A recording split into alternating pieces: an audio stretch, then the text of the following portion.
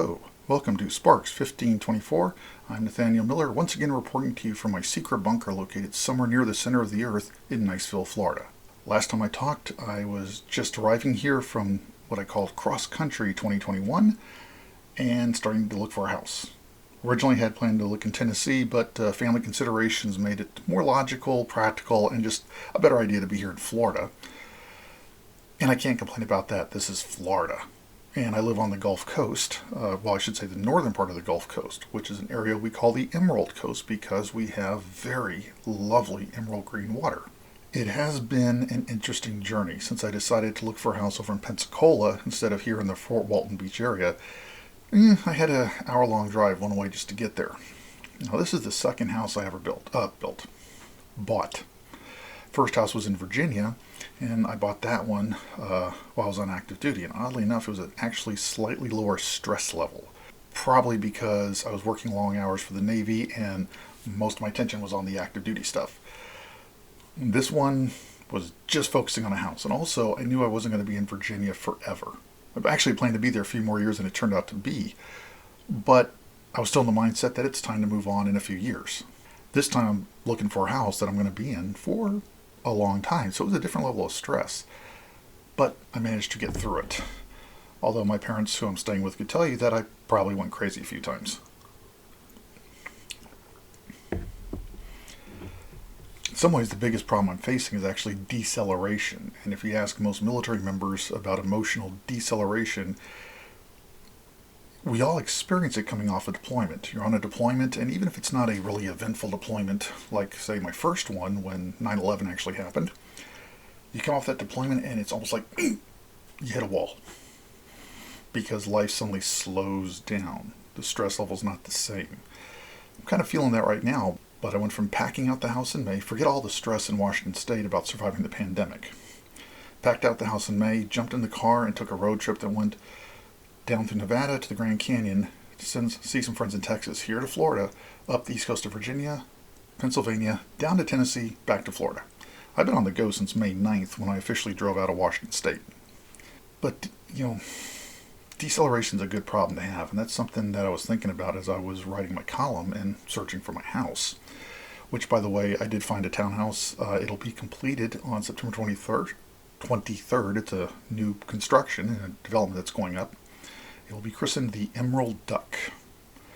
If George Washington can have Mount Vernon, if Michael Jackson can have Neverland, I get to have the Emerald Duck. But I was thinking about problems and perspective. There are good problems to have, like, living with your parents in a house that's safe, the home you grew up in with family you love, while looking for a house and going through the stress of, one, making those long drives. Do I want this? Do I want that? Oh, this one is so close, but it's not quite there, but I could still be happy. But if I wait a little longer, I might find something else indebted. That's stressful. It is.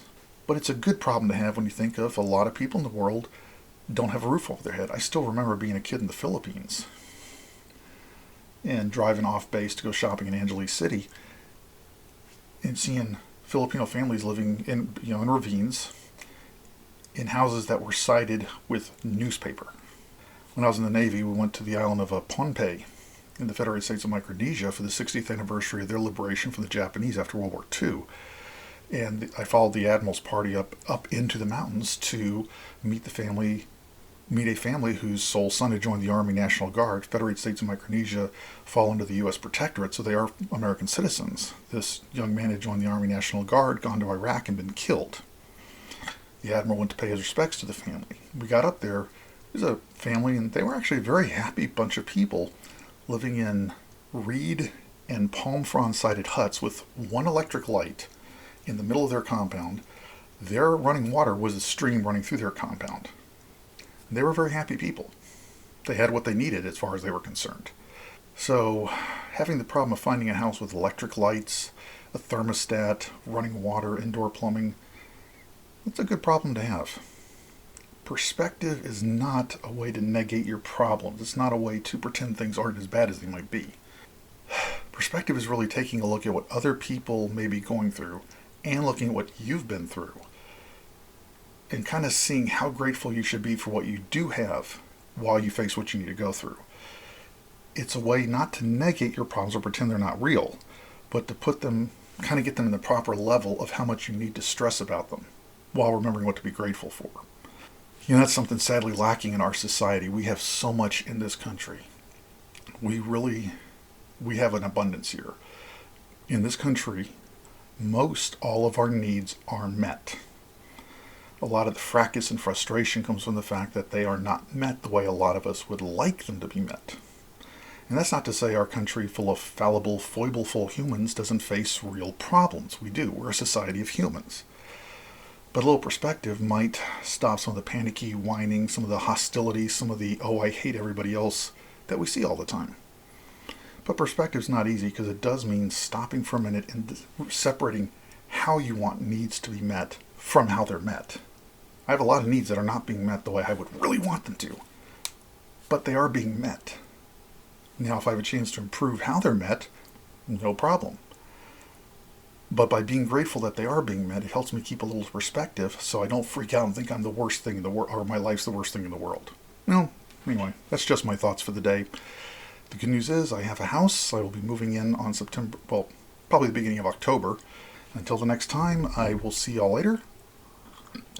If I have any more thoughts, I will share them. And until then, always remember, think independently, experience wonder, and go and do some great things.